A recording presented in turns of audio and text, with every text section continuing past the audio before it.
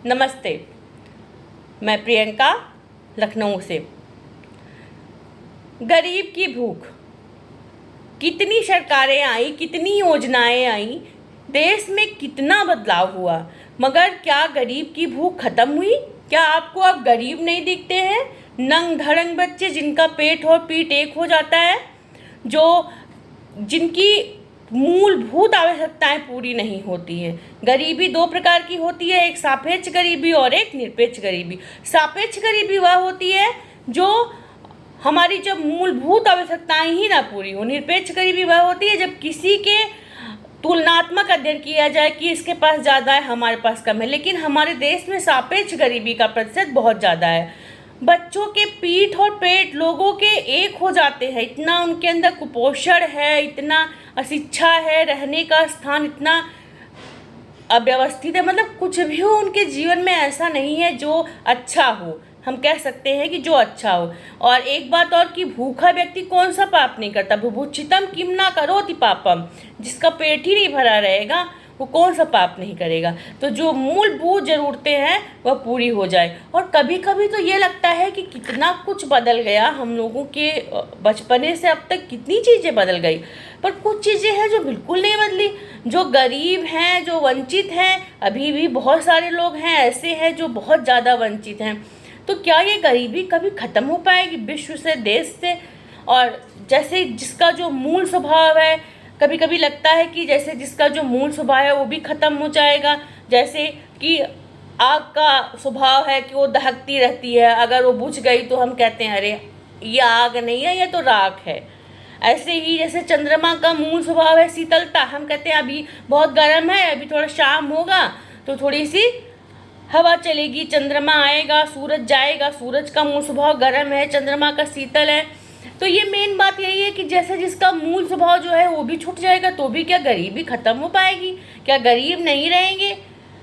ये सवाल बहुत अनुत्तरित सवाल है जिसका शायद ही उत्तर मिल पाए। जिस तरह से हमारे देश में चीज़ें हैं, जिस तरह से लोग और गरीब हो रहे हैं, जिस तरह से बेरोजगारी बढ़ रही है, जिस तरह से काम की दशाएं बढ़ रही हैं, उस तरह से हम शायद ही कह सकते हैं कि ये निकट भविष्य में हमें शायद ही ये चीज़ दिख पाए कि गरीब अपनी भूख से मिट पाए, गरीबी की भूख मिट पाए, गरीब अपने वंचित जीवन को संचित जीवन बना पाए, अच्छा जीवन जी पाए। ये शायद ही हो सके, लेकिन हो सके तो अच्छा है। Be positive.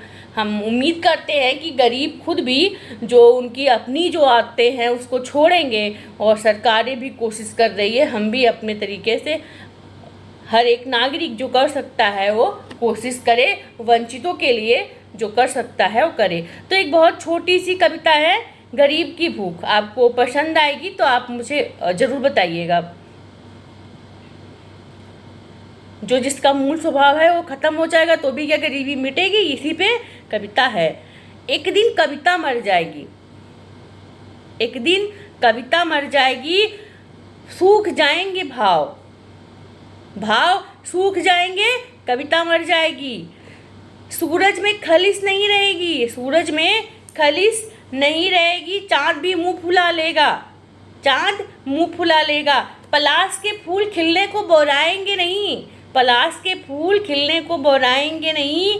सहतूत के पेड़ पके फल नहीं गिराएंगे, सहतूत के पेड़ पके फल नहीं गिराएंगे। ये सब मूल स्वभाव है, वो अपना करते करते हैं। जब सहतूत के पेड़ों पे फल पक जाते हैं तो गिरते गिरते हैं।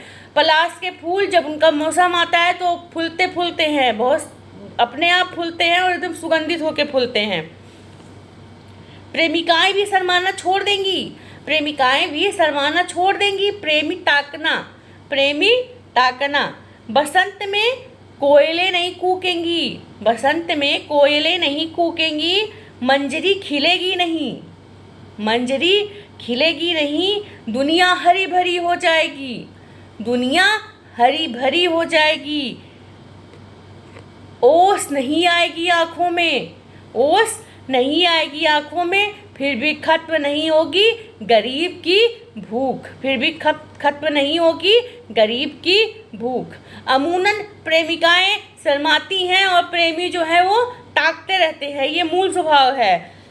बसंत में कोयले कूकती कूकती हैं, मंजरी अपने आप खिलती है, दुनिया शायद ही कभी हरी भरी हो जाए, शायद ही कभी हरी भरी हो जाए, आंखों में आंसू ना आए। आंखों का मूल स्वभाव है देखने के साथ साथ रोना। जब वो द्रवित होती हैं तो वह अपने भाव को निकालती हैं आंसुओं के द्वारा, लेकिन फिर भी इतना सब होने के बाद भी शायद कभी इस धरती पे गरीबी ना रहे, गरीब ना रहें, और शायद ही उनके जीवन में जो अन्न है, जो मूलभूत आवश्यकताएं हैं वह पूरी हो। लेकिन बी पॉजिटिव, हम उम्मीद करते हैं कि ऐसा ही हो और उनकी ज़रूरतें पूरी हो और वह एक खुशहाल जीवन जिए। धन्यवाद।